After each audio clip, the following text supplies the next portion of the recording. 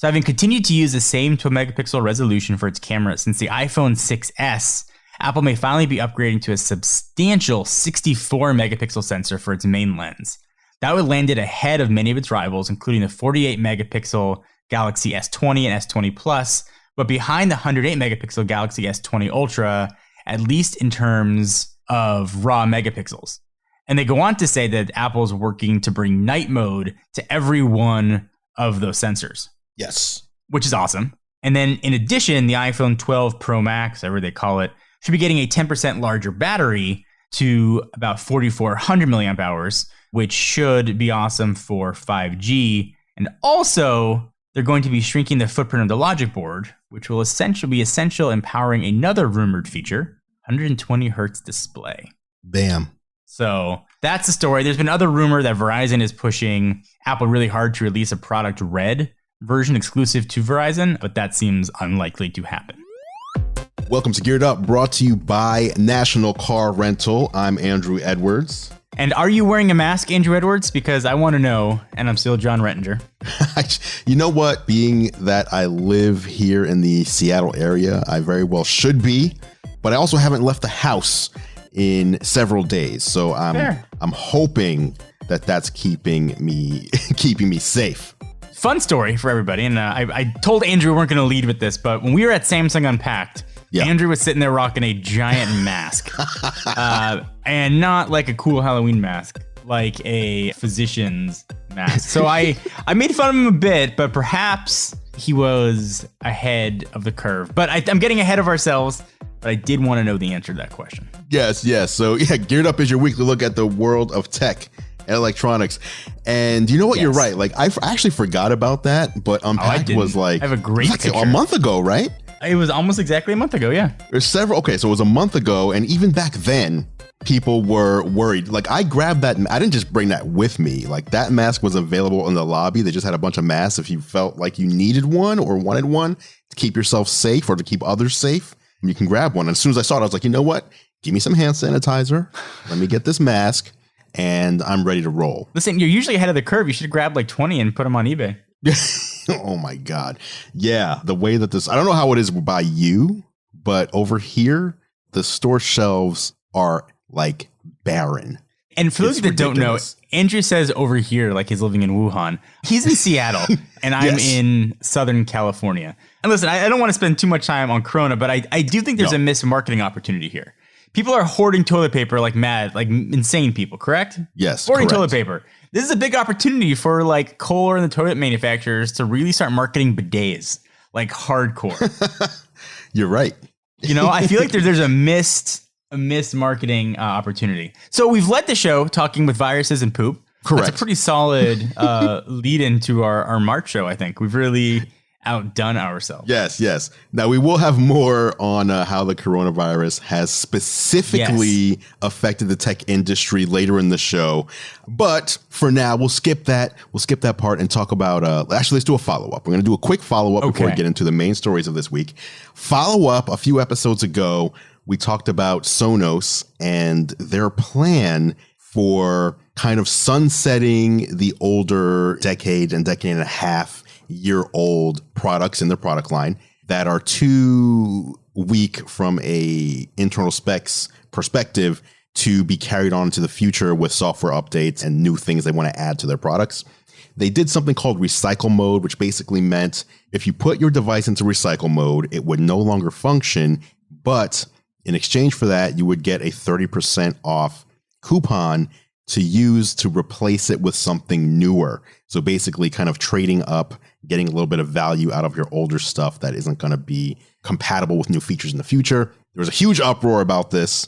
I actually took the position that, hey, if you made a product back in 2008 or 2010, there's no way that you just knew what the landscape of 2020, 2021 would be and built this product to last, a decade into the future. So I was more on their side on this, but there was a huge uproar. And quick update, Sonos has gone back on that. They are no longer doing the recycle mode thing. They are still offering the 30% off. You have to give them your serial number off of your device, but you can still use that device, or you can still gift it to someone else, or, it's not going to be put into a permanently disabled mode. How you feel about that? I mean, listen, I'm not a Sonos guy. So those are all words that you just said. I am without opinion on those products. I'm not going to lie. Okay. Well, for those of you who are Sonos people, I love Sonos. I'm a big Sonos fan. If you are a Sonos person, rest assured you can now keep using your older devices or gift them, and you can still get that 30% off on current and future Sonos products. So that's the update, or that's update number one. Now let's move on to update number 2, because this is our weekly look. I mean, it's a saga. I know what's coming. We've been following. We need to know, John, how you've been doing with your switch from iOS to Android. Over the past few weeks, you've been saying it's been going great. Every single week that I've asked you, it seems like more and more you're comfortable and you're not missing much from the iOS ecosystem at all. Has that continued to be the case? Yeah, so I think I'm about 2.5 or so months in from switching to Android. And the more I use Android, the more I realize that people who get so uptight about what OS people use are ridiculous. Because 99.9% of all the stuff I do on my phones are app-based, and it's almost identical. Right. I mean, so yeah, there are times when like I've missed continuity and that kind of stuff. But like I've been very happy with Android. I've been enjoying it. And I think one of the best parts of it, and sort of one of the perks of our business, is that I've got a bunch of phones here that instead of just testing with the secondary SIM for a couple of weeks and doing a review on, I now get to actually use. Right. And that's been really fun to have the ability to actually not only test new products, but legitimately use them as my only phone for a while and sort of refamiliarize myself with what they could do and where their shortcomings were and where they were awesome. And sort of that love of switching phones actually led me to switch carriers last week. Well, hold on. Like the carrier switch is coming after the break. That's the tease. I'm teasing it. I got news on that carrier. Things I learned about data speeds and how you can get significantly faster data if you just know what to ask for.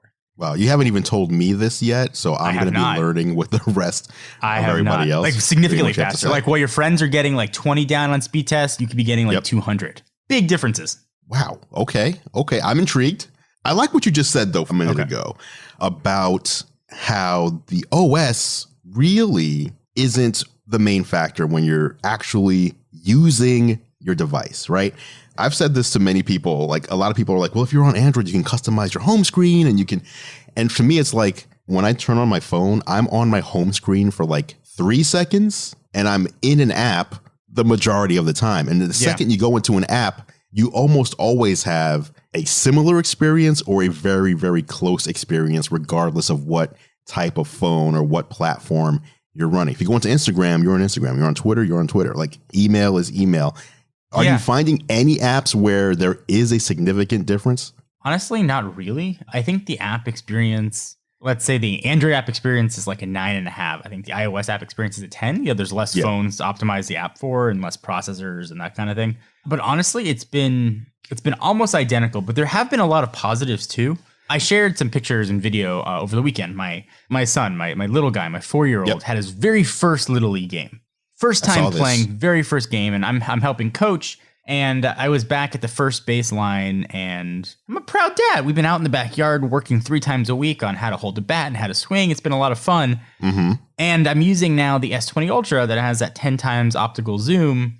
And I was able to get a really close video of his first swing and his first hit of Little League. Not from crazy far away, not with digital zoom pixelated. I know it's a hybrid zoom, but it looked amazing. And that was a really cool experience. And I will always now have that memory preserved in my mind and digitally because of tools that I had in my pocket. And that's all these phones are tools.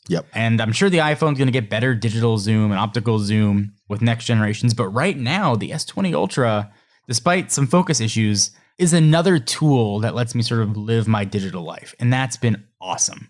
And no amount of iMessage or continuity would have let me keep that memory as well as I have now. Yeah, and that's a good point. These phones are tools. At the end of the day, that's why we use them. It's not about, or at least to us, it's not really about brand loyalty so much as what use can I get out of this device that I didn't have previously. Correct. And that's a great example because I actually saw that clip that you mentioned from Little League, and it looked great. Like, you did mention the focusing issues. And by the way, the Samsung Galaxy S20 did get publicly released this past Friday. So just a few days ago. We've been using it for a couple of weeks. The focus issues are very prevalent for me when I'm trying to shoot video. Like, I can't confidently just take my phone out of my pocket, point it at something, hit record, and just know that it's going to look good. Like, I have to kind of watch and make sure I'm tapping in the right place so I don't lose focus. But what you got looked great. And it was the zoomed in mode, which we didn't have previously. So you're using something, a new feature that Samsung has built into their phones that really no other phone currently offers. And it enabled you to capture this. No, and it was awesome. It was a cool experience. And having all of this power and refresh rates and all that kind of stuff is great. But if you're not using it for a purpose, then it's just tech for tech's sake. And this, at least as a father, was a really cool purpose. And where I thought, okay, like I can see the point behind this. You know, whether or not a phone's worth the amount of money that it costs, it's a personal choice. And we can talk about that because I have new thoughts on whether or not phones are worth the money. But it was a nice experience to have. And so that kind of made me re-excited about switching to Android. That sort of was giving me something new. And in the tech space, we see so much of the same, right? Every phone's a rectangle. Every phone's got a little slightly better camera, a little faster. But something different and something new is awesome. And this was that. And that was just one use case, out of a lot. But it was one that resonated with me. So I've been excited to be on Android. I don't have any real intention of switching back anytime soon. The combination of whatever Android phone I'm using plus the Galaxy Active 2 watch has given me a really close Apple Watch-esque experience where I don't miss the Apple Watch anymore. Yep. And I'm way past the point of really missing iOS. I'll go back when the new iPhones come out, when the iPhone 12s hit, for a few weeks or a few months to test it. But I'm really happy where I'm at, man. And I challenge anybody out there who has the ability or the resources to pick up a new Android phone, who's been ensconced in iOS for a long time. And Andrew, even publicly challenging you here to make that switch, to try it, get past that past couple of weeks where things are weird and sort of not necessarily relearn an OS, but live with the OS has been really fun. Again, I didn't do this for a video. I'm not making a video about how I switched to Android and then a video switching back to iOS. This was just something I wanted to do for me. Yeah. And I've enjoyed it. My God. I wasn't expecting a public challenge to be thrown down at my feet. I mean, you have access. You in front of you probably have 30 different Android phones. Yes, correct. And amazing that you have that ability, right? Yeah. I am not accepting the challenge at this moment, but I will take it under consideration. And on our next show, I will let you know if I accept the challenge or not. Give me some time. That's fair. Think about it. Consider. Fair. Because, switching isn't about just switching an OS. The more you rely on different iOS-only apps, then you have to find replacements and things like that. So it can be a little disruptive depending on who you are and how deep your hooks are in to the ecosystem. That is true. Yes. So let's talk about okay. I know people want to hear more of our thoughts on the new Android flagship. So we have the S20 that just came out. We have the LG V60. By the way, I'm doing a giveaway. 2 winners, iPhone 11 and Galaxy S20. Both winners can choose either phone, whichever one they want. I'll leave a link in the show notes below, just kind of to celebrate the release of these phones. So S20 you've been using. Did you get your hands on the V60 at all? No, I do not have a V60 yet. I missed a pre-briefing, but I do have with me an S20 Ultra and an S20 Plus. All right. I have the Ultra and the entry-level S20, just S20. What do you think of that one first? Let's start there. S20 starting at $1,000, going all the way up to $1,400 for the entry-level storage and even higher if you want 512 gigabytes. Mm-hmm. How are you liking the S20 overall and just as a device? And what do you think about the pricing? So I'll talk about the whole line a little bit. And most of my use cases when I talk about S20, I'm talking about the S20 Ultra, since that's what my sim is currently in. Yeah. And what I spent the longest time testing. I like the variance of size. I think that there is an S20 for everybody. And I really like what the cameras can do across all three. What I don't like is that the S20 Plus and the S20 Ultra are essentially global 5G. We don't have to get too technical, but they'll work with all the different 5G technologies. Whereas the S20 will only work with one of those technologies. And for that price, I don't like that. Unless you're on Verizon, then you can get a model that does work globally. Unless you're on That's Verizon. the only way. Sure. That's the only way. I don't like that side of it. I've really been enjoying the S20 Ultra. It is a big fatty daddy of a phone. And I think it's probably too big for most people. I mean, it's a gigantic slab of phone. I think probably the S20 Plus is a sweet spot.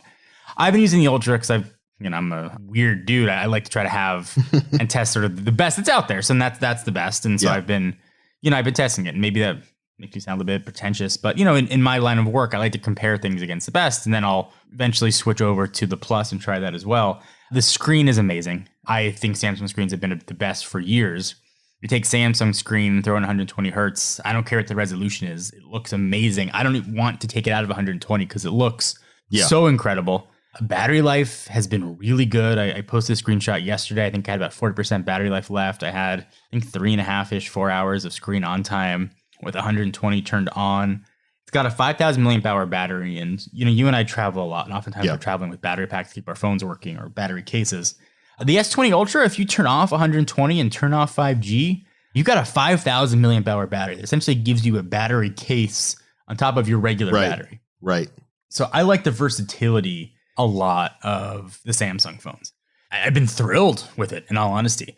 The focus issues are definitely there. And I noticed them when I filmed that video of my son. I had to make sure I tapped the screen, to get it right. And I had it set up beforehand, before he got up to the plate, because I knew they might have those problems. And Samsung has claimed software updates. They've dropped that update evidently in Korea. But honestly, I don't have much of a complaint with the S20 Ultra. The price is the big one. Yeah. $1,400 for the Ultra at 128 gigabytes. Starting at $1,400. Right. And if you want even more storage space, the 512, you're going up to around $1,700. I have similar thoughts to you. I've been using the S20 Ultra for the majority of my run. I've been using the S20 regular for maybe just 2 days. So not as much experience there. But I mean, for all intents and purposes, when you're using these phones, it really does come down to these are the different sizes, and the Ultra has this extra ability in the camera. I wish, I like Apple's approach where it's like, okay, here's our two devices. When it comes to features, they are the exact same. With the exception of screen size and battery size, everything else is the same. I like that. I wish it was similar with Samsung here. I would like to have those camera features on the Ultra in the entry level, as well as the same antennas in the entry level. But that's not what they went with this time. But for the price of $1,000 starting, it's so much more than previous releases, where previous releases, you were getting your entry-level phone at around $700. And now it is $300 more, but you're not getting the same features across the board. I have a little bit of a problem with that. I'd want to see parity across the line. So you're really just choosing what size is most comfortable for you. Because for me, I like the small one. Because the small one today is what the larger phones were like 3 years ago. 3 or 4 years ago. So these things just keep getting bigger and bigger. I mean, 6.9 inches, that's 1 inch off of an iPad mini, which is 7.9. Like it's absurdly big. And the only way to get the best features of the line is to go to the largest phone, which you may not otherwise want. You may want something more comfortable in the hand, but then you're not going to be able to get the same feature set. But that said, I have the same, my only complaint is found in the camera, especially when I'm doing video and it just loses focus. If you're in 8K mode, you're losing focus even more often. They say there's an update coming, but we don't know what the update's going to fix and what it's not going to fix. It's not a major thing, I don't think. I think most people, when they open up the camera, they open it up because they want to take a photo and not a video. The video is less often used. And the photos look great. Another complaint I have, though, is I think everybody kind of does the false advertising thing where they kind of overpromise on a feature. But when you look at Samsung's TV commercials on what the 100x zoom looks like, and then what you actually get in real life, it's a night and day difference. You watch the commercial and it's like they have these perfect looking, zoomed in 100x photos. And then you try to take, there's no way, even on a tripod, you're not going to get anything that looks good. No, not at all. It looks like an oil painting. We actually did a video comparing the 100 times zoom on Samsung, and we took the iPhone 11 Pro and did 100 times digital zoom with the same crop to compare the two to see the difference. And the Samsung ones do look significantly better, as you'd expect, but neither of them are very usable. Yeah, of course. What I did find was cool, though, with the zoom was I was sitting across a very large hall, and there was basically a menu, like a little poster menu on the other side of the hall where you could like go grab food if you wanted to. And I was like, I wonder what they have over there. I didn't want to like get up and walk through a crowd of people and then get over there and see, there's nothing I really wanted. And I took out the phone and I used the 100x zoom, and I could, it was like an 8.5 by 11 piece of paper on the wall. And I could read it perfectly from like, 100 feet away or whatever. So again, going back to the idea of using it as a tool, it was great to have that. But taking a picture, not so good. Okay, so let me compare though. So we're talking about pricing. The LG V60, I went to the briefing, got my hands on there. I don't have the review unit yet. I don't think they've sent them out. But what was compelling to me is the LG V60 is 6.8 inches. So it's between the size of the S20 Plus and S20 Ultra. 0.1 inches smaller than the Ultra. Right, 0.1 inches smaller than the Ultra. So it's very similar display size. It's got a 5,000 milliamp hour battery, which matches the battery of the Ultra.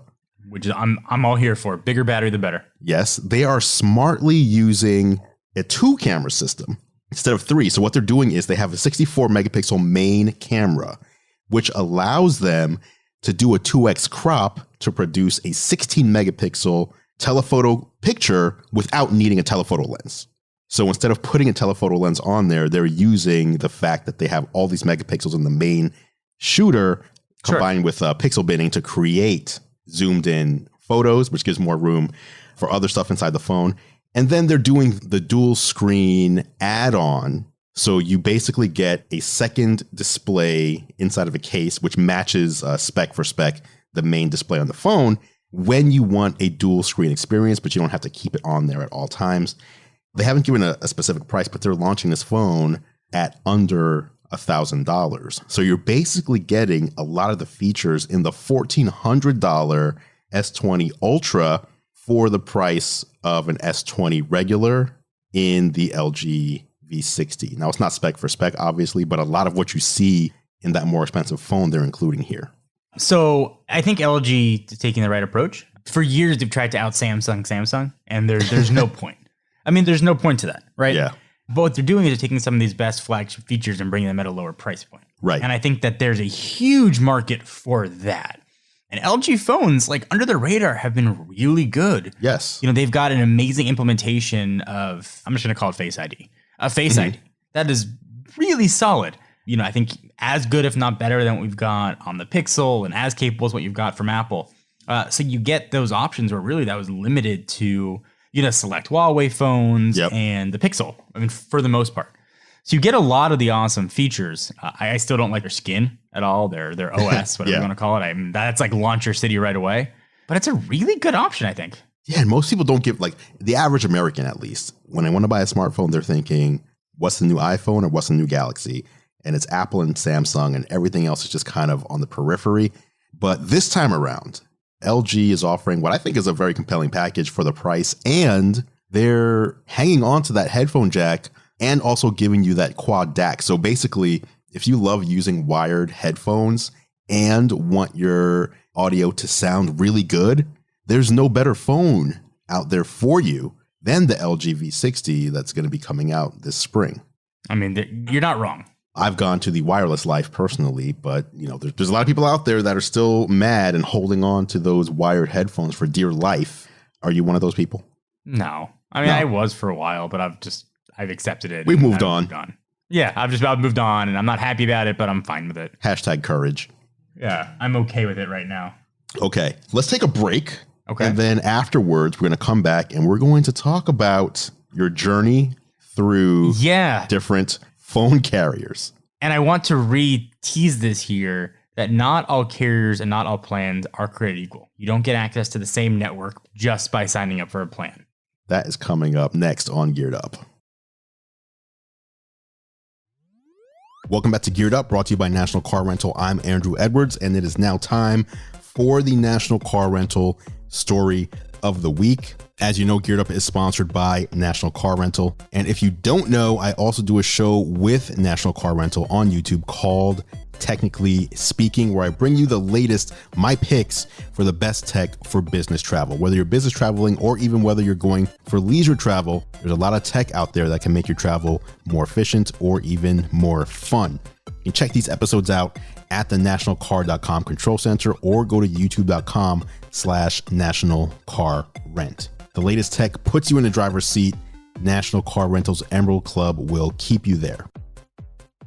Once again, big thank you to National Car Rental for sponsoring Geared Up. And now the National Car Rental story of the week, we're going to be looking at John's saga journey it's true. through the world of phone carriers. This is a world that most people, they make a choice and then they kind of just stick to that choice for years, because this is one of those things where it's like you choose something and then it's a hassle to move around. It's true. So you just kind of stay with what you have unless you see some sort of incredible deal.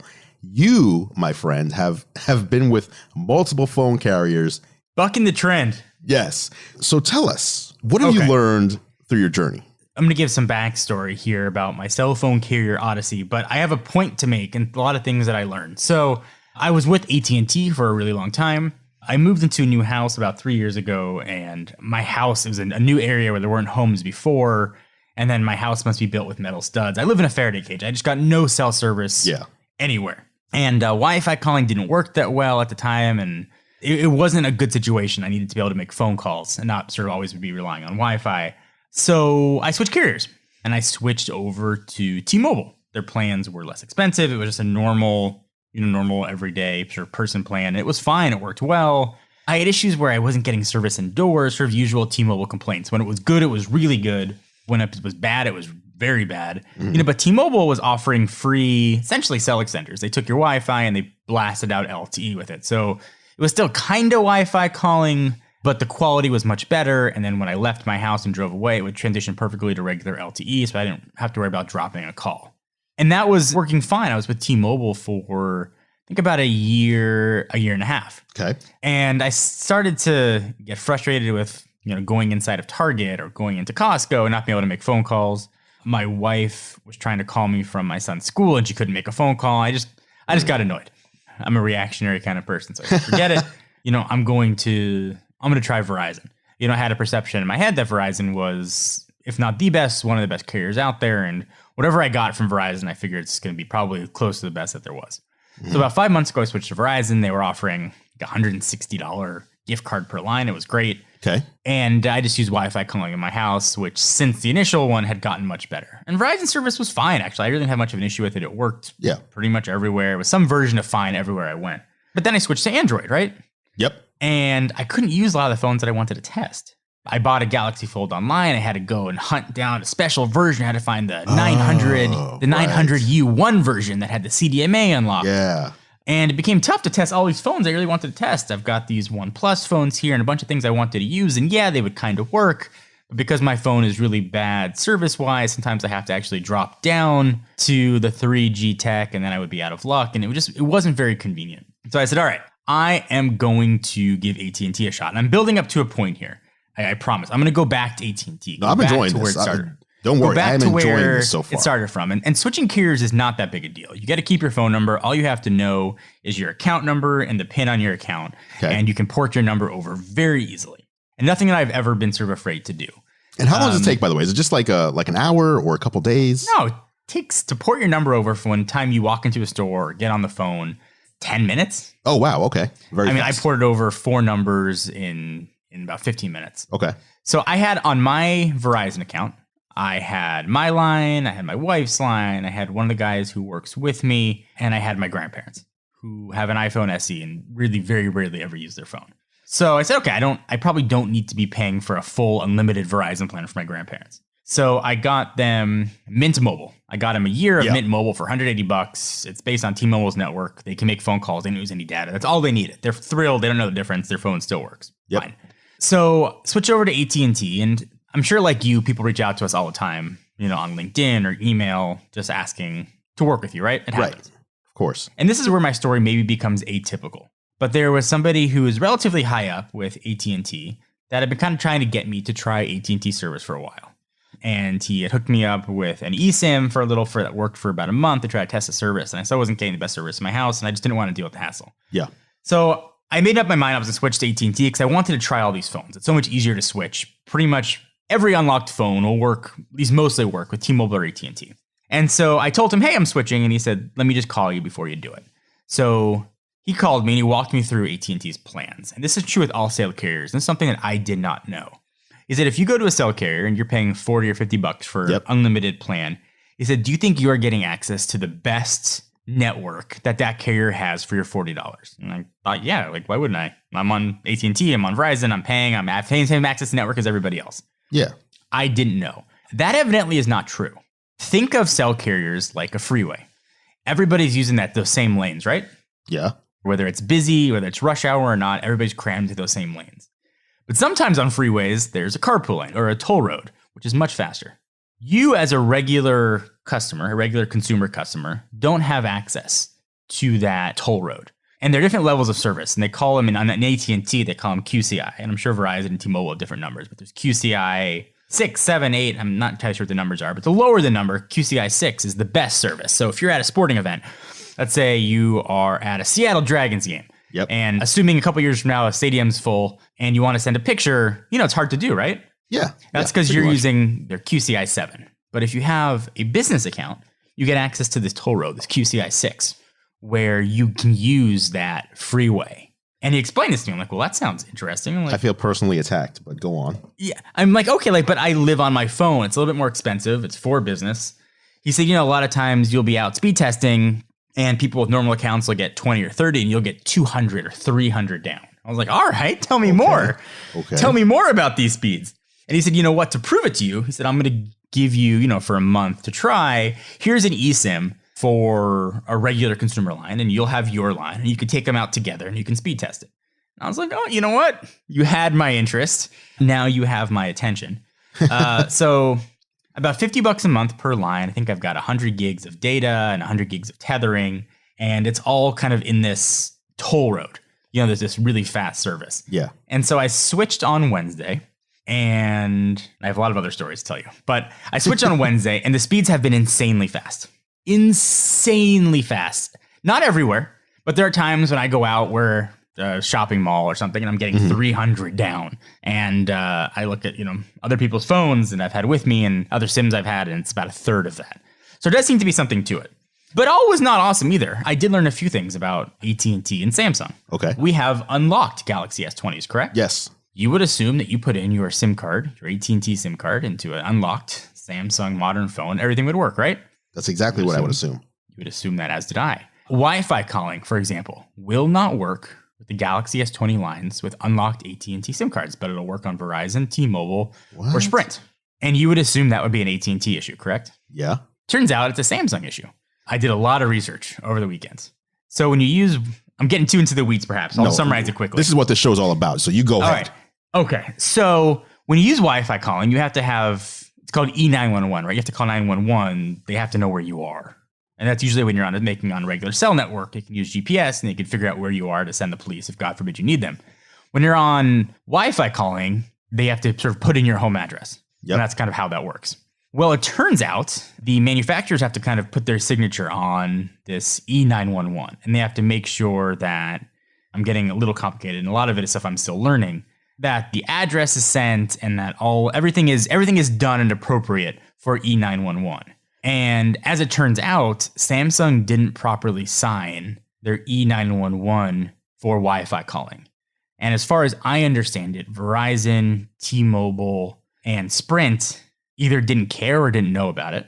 AT&T appears to be the only carrier that cares. And therefore, Wi-Fi calling does not work on these sort of new generation Samsung phones. Wow. Which is interesting. You'd assume that would be an AT&T issue. Turns out it's a Samsung issue. So that's been a struggle. I needed Wi-Fi calling at my house, right? Like that was the whole reason that I have to be able to make phone calls. Yeah. I don't care how fast it is outside. So that's been something interesting to try to find ways to overcome. And that was an area where I think I got amazing customer support from AT&T that perhaps was atypical, because maybe I'm a bit more outward facing than most folks. You're on the radar. Yeah, on the radar. But AT&T was amazing in trying to troubleshoot and sort of make things work. But then there's been other issues. I still don't have access to like an online account. I can't download an app and access my account because they're having internal issues and moving things over. But what matters for a phone for me, and I'm going to boil this down, is make phone calls in my house, which now I can do. I have Wi-Fi calling working. I now have an AT&T branded Galaxy S20 Ultra. Okay. So I can make phone calls. And I should say, too, that this Wi-Fi calling thing is limited to Samsung. You bring a LG or Pixel phone, you're fine. And my data outside of my home is insanely fast. Like insanely fast to the point where I am speed testing everywhere I go just to test. Right. And I haven't even seen real 5G yet. This is just on their LTE 5G network. Crazy. I mean, I got one speed test that was 250 down. Really fast. I'm just going to tell you the question that comes into my head as you're talking about this. So first of all, just to confirm, anyone can get these speeds if they're willing to pay for. It's not like they're giving you some hidden thing. It's just it's not the average consumer offering. It's a business account. Okay. The question that pops into my head is we've been seeing all of so not the millimeter wave, but the sub-6, the more expanded version of 5G. And we've been seeing speed tests. And what you're describing right now on 4G, which is 8 years old, is equal to what we're seeing on consumer sub-6 5G speed tests. You are correct. And after this, by the way, I'm going to go hunt some 5G, which I have near me, to see if this holds true on 5G as well. Yeah, because basically what I'm curious about is 5G just getting you what you could have had on a business line for years? Or does 5G also have a similar, hey, if you're on a business line and you're using 5G, you're going to see even better speeds than the average consumer is seeing when they're on 5G. It just has me curious now. I will have that update for you next week. There you go. I will go and I'm going to find this sub-6 5G. Okay. And I'm going to test it because I don't know that answer. We need that answer. I do know that my LTE speeds, or 5GE as AT&T calls it, are generally really fast. Yeah. Really fast. So even in my house where I get 1 bar of LTE, which is not really consistent enough for me to make a phone call because it drops down. Right. But my 1 bar in my house where I can't really get cell service very well, I got 50 down. Wow. Jeez. That's Which amazing. Is crazy. And it's only the down that's crazy fast. The up tends to be the same for whatever that's worth. Let me ask you this.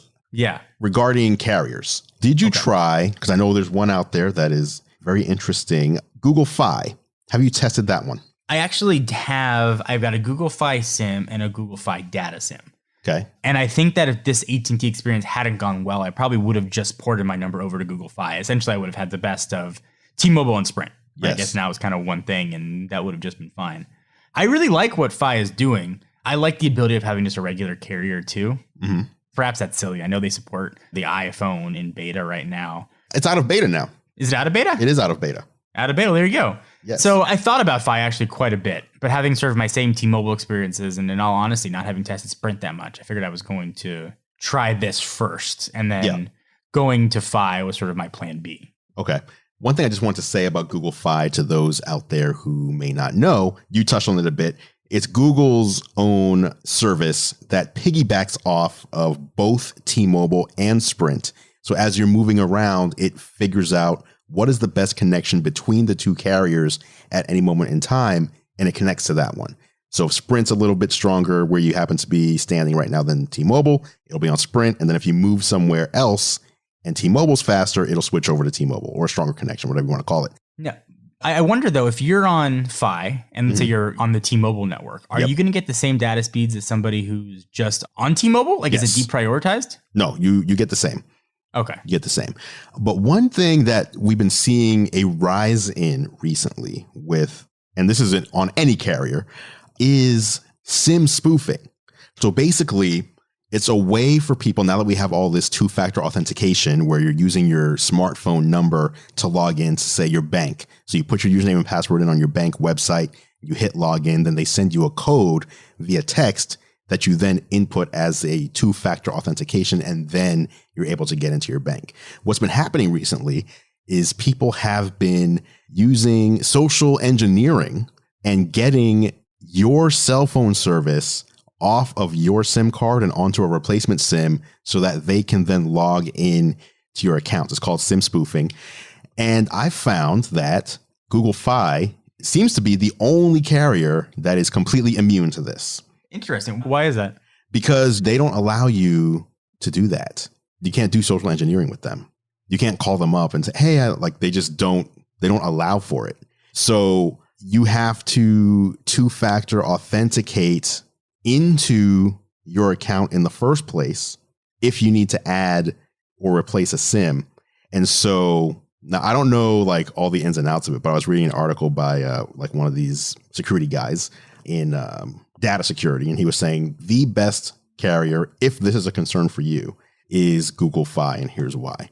But one thing that I think everyone should do is contact your phone carrier, and you can ask them to either have a verbal key phrase so that if someone were to call in to customer service, they would need to have a specific verbal word or phrase that they say in order to make any changes on your account. Or you can say, I don't want any account changes to be able to be done by phone. I only want it to be able to be done when I come in person to a store and show my ID.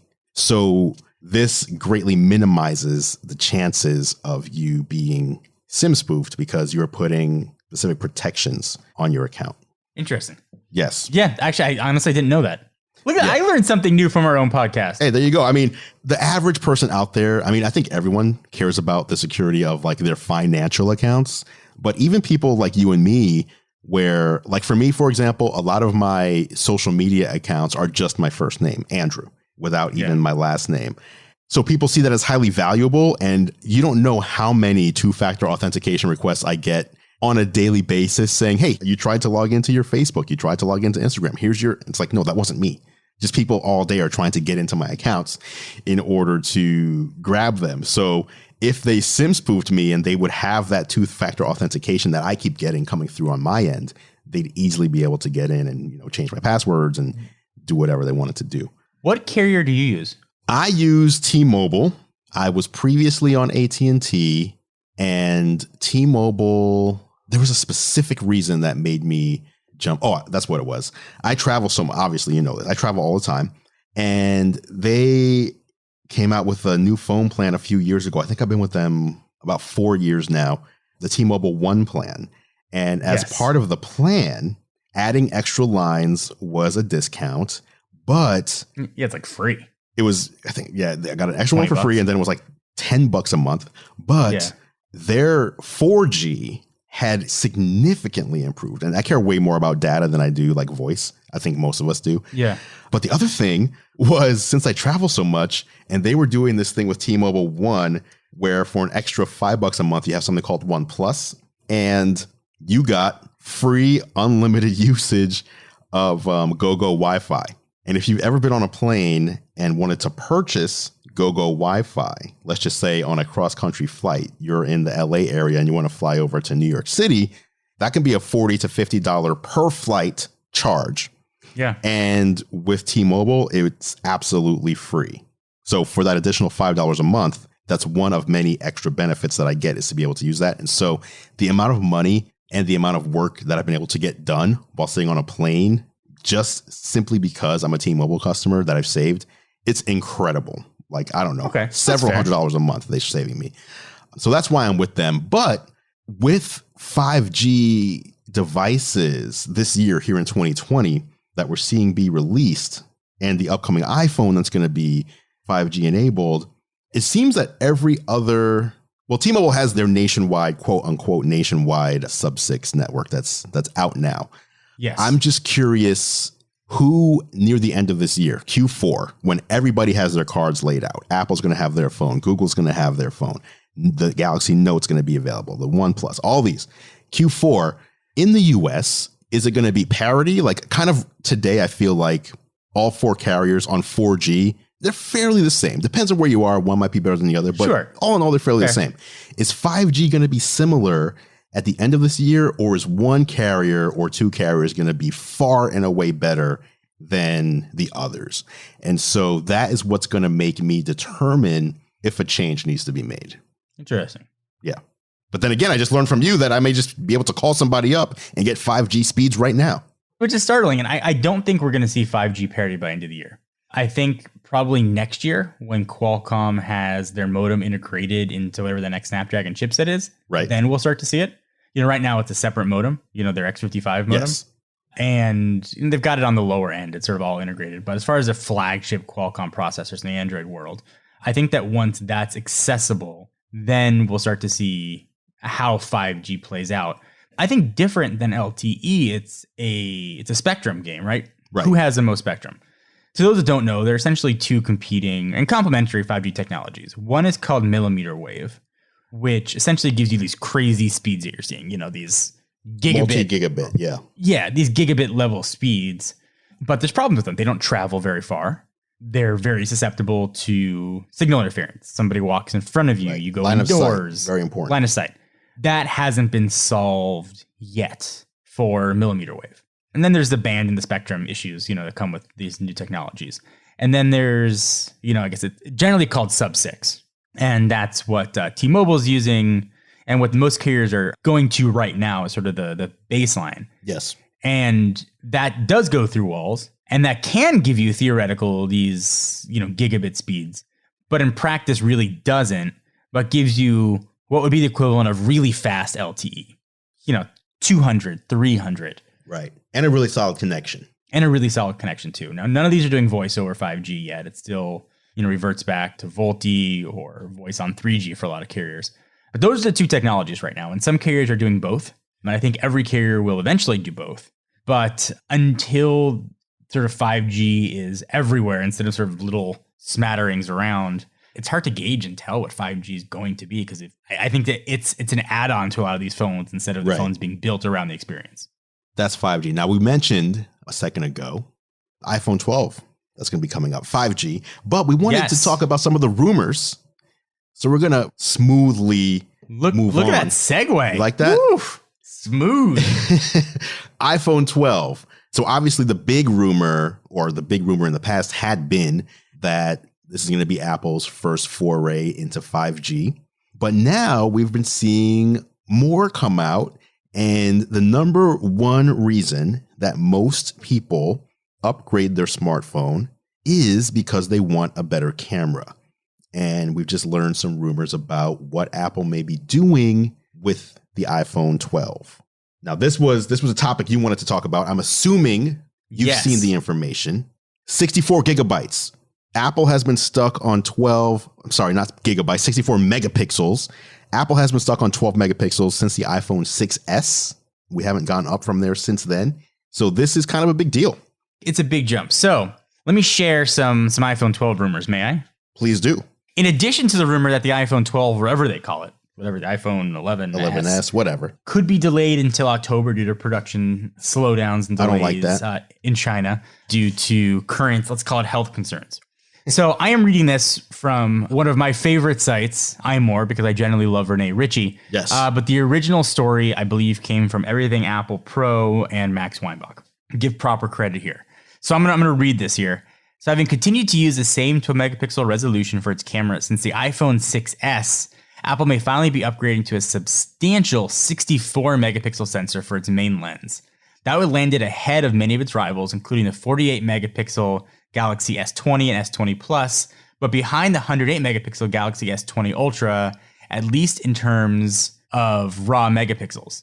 And they go on to say that Apple's working to bring night mode to every one of those sensors. Yes. Which is awesome. And then in addition, the iPhone 12 Pro Max, whatever they call it, should be getting a 10% larger battery to about 4,400 milliamp hours, which should be awesome for 5G. And also, they're going to be shrinking the footprint of the logic board, which will be essential in powering another rumored feature, 120 hertz display. Bam.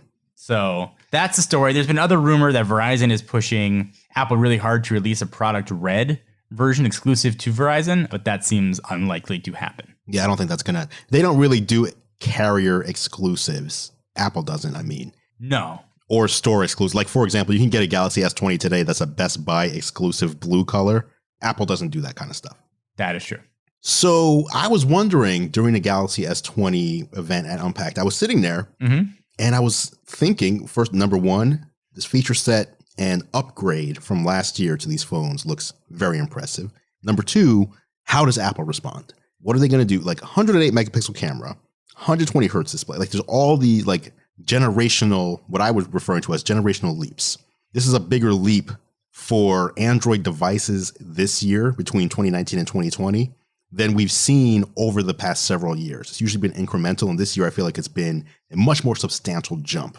And I was sitting there wondering, what is Apple going to? Apple will also need to do a substantial jump. And last year, a lot of people were saying that camera jump from the 10S to the 11 was significant. And Apple usually doesn't do that kind of thing like 2 years in a row. So I was like, what are they going to do? Are they going to do something big this year like everyone else is doing? And the rumor mill is now pointing to yes.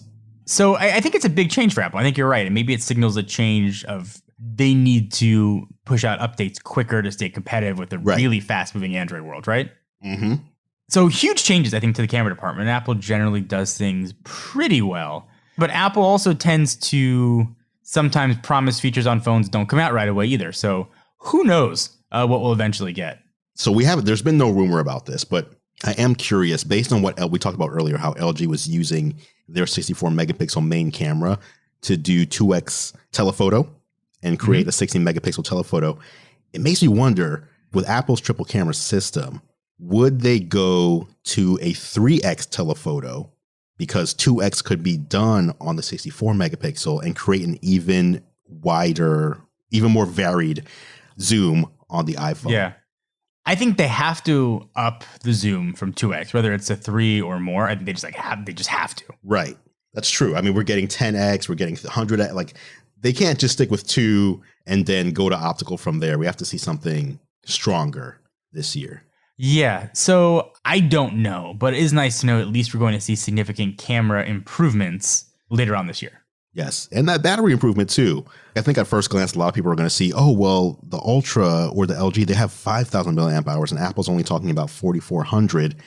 But as we've seen over the past several years, when Galaxy phones had 4,000 milliamp hour batteries and iPhones had sub 3,000, battery life was very similar due to the optimization that Apple's able to do using their own software and own hardware. So a 4,400 milliamp hour battery could very well perform better than a 5,000 milliamp hour battery on the other side. So that'll be exciting to see as well. Agreed.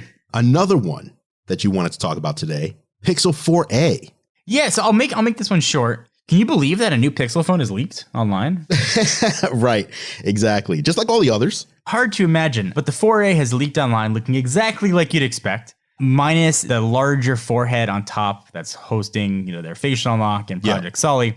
And you have on the back a fingerprint sensor. But the camera is the same. Probably have a plastic body, you can't really tell, but a lower price point.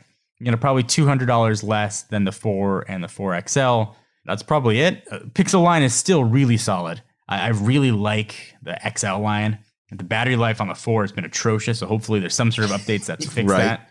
I mean, it's embarrassingly bad. It's bad. Really, really bad on the 4. So hopefully that gets fixed on the 4A, but nothing too revolutionary. But if you've been holding out on buying a 4 or 4XL, they are on sale now, by the way. A ton of sales, like $200 off both of them on Amazon. But you might want to wait just a few more weeks. Presumably this is going to be announced at the now canceled Google I/O. Yes. Look at you. You just did a smooth segue. You like that? Yes, because things are getting canceled and we're about to talk about that. The one thing I would say about the Pixel line, just like the 3A, what was interesting was you had the Pixel 3, you had the 3A. The 3A was a couple $100 less in price, but gave you similar functionality in the camera and cut corners in other areas to do that price cut. But that was retail price. But the funny thing was, if you looked on other websites like Amazon or Best Buy or whatever, you could get the full Pixel 3 or 3XL for the price of the new 3A in several places because the main Pixel goes on sale so often. And I wonder if that's going to be the same with the 4A. Are you going to see the 4A at a couple $100 less and then 2 weeks later see a sale on the regular 4 or 4XL where you could have just gotten that one for the same amount of money? Andrew, I try not to speak my life in absolutes. But yes, 100% yes is the answer to that question. So yeah, just keep an eye out for sales because the Pixel phones go on sale all the time. All right. Like I said, on sale right now, $200 off. The Right, 4 exactly. 4XL. Which is probably going to be the cost of the 4A anyway. So just get the better one. Okay, last topic for the day. You mentioned Google I.O. is canceled. We've been seeing the coronavirus take over in America as it pertains to mass gatherings. And I know a lot of people are saying this is good. A lot of people are upset, saying this is overreaction. Me being here in the Seattle area, I can tell you that we've been seeing a lot of people getting sick and a lot of people dying within a 20-mile radius of my house. So being here kind of in the American epicenter of it all, you're kind of seeing firsthand what this can do. And the fact that this thing can be symptomless for a couple of weeks. You can just be walking around with it for 2 weeks, feeling completely fine and, shaking hands and talking to people up close and all that. I think it's what we've been seeing here is interesting. It's good that we're being cautious, but at the same time, as a tech fan, it is a little disappointing to see all these event cancellations. We're talking about Google I.O., Game Developers Conference. I'm wondering if E3 is going to happen. The Seattle Comic-Con that was about to happen, that got canceled. South by Southwest. What was the first one? Was it Mobile World Congress? That was like the big one. Mobile World Congress. Like that is basically the CES for smartphones just gone. So are there others that I'm missing? I feel like there's like so many of them. I mean, everything. You had the Geneva Auto Show got canceled. Oh, yes. Yep. All these big gatherings are going to get canceled. NAB is going to get canceled. Everything is getting canceled. Apple's March event is probably going to be canceled. Right. Or at least not have live attendees or have it be altered, somehow. The events may still happen, but it might just be online. Yeah. So it's going to be interesting to see what happens. Even more interesting, though, to me, is not the event. Because as you just mentioned, if Apple, for example, cancels a March event, but they really wanted to have a keynote, they can easily have a keynote. They can easily have something, take the stage, do a presentation, have employees in Steve Jobs Theater or just media, so it's a smaller thing, or just have videos and they can still talk about products that are being released. But the products themselves, we're starting to see and hear rumors that product themselves are starting to experience delays, specifically because so many of these products are made in areas of the world that are being affected by the coronavirus. And so factories are shut down and they're unable to start building phones to test, which then allows them to make small adjustments and then start building phones for production. All of this sounds like it's being delayed, which may result in, number one, hard to get devices, and number two, devices just being delayed. Yeah, I think it's the reality of kind of the situation in the world right now. It's not going to be the case forever, and certainly our gadgets matter less than the people who are being affected by the disease. Absolutely. But kind of having said all that obvious stuff, it does change the tech landscape. I think it changes it quite a bit. And I don't think anybody has the answer, but I think events, at least as we know it this year, are going to be very, very different. What do you think is the biggest effect of this as far as the tech world specifically is concerned? I think the iPhones being delayed is probably going to be the one that most people will be able to relate to. Mm-hmm. iPhones in September have mostly been a thing with a few coming later in September, like the iPhone 10. Right. But I think when that gets delayed or inventory is constrained, and that's to be something a lot of people will sort of realize that, okay, maybe this is actually something that's impacting on a global scale and not just more of a smaller scope. I agree. I was thinking the same. I think there's a lot of things that, like, events that get canceled, you wanted to hear about new features or new products or whatever, but usually it's just life goes on as is, no big deal. But when you're looking forward to actually having a product in your hand, and let's just admit, like, you're seeing even today, we're not even talking about tech, but things like toilet paper and Lysol wipes and just those types of the mass hysteria that's out there around those things. Are we going to see something similar when these products do start trickling out? If the products are constrained, what's going to happen there? I think we might be in for a mess come this fall. Agreed. All right. That is this week's edition of Geared Up. John, that was a full show. That was one of our longest shows. That was a full jam-packed show here, guys. Yes. And again, we will be following up next week. You have homework to do, John. I am excited for my speed test homework. Yes. And that is it for this edition of Geared Up. Thank you so much for listening. Of course, you can catch John and I on YouTube. I'm at youtube.com/gearlive and John is at youtube.com/John4live. Lakers. Feel free to head over and subscribe to our channels to stay up to date on all the latest tech. Speaking of subscribing, you can subscribe to Geared Up in your favorite podcast app if you haven't done so already. Just search Geared Up, that's 2 words, not one, in Apple Podcasts, Spotify, Pocket Casts, Overcast, or really wherever you choose to listen. If you like what we do, please consider leaving us a rating and review. It really helps other people find the show. Geared Up is a Gear Live podcast, and you can see more from us at gearlive.com. Thank you so much for listening. For John Rettinger, I'm Andrew Edwards, and we'll catch you in the next episode.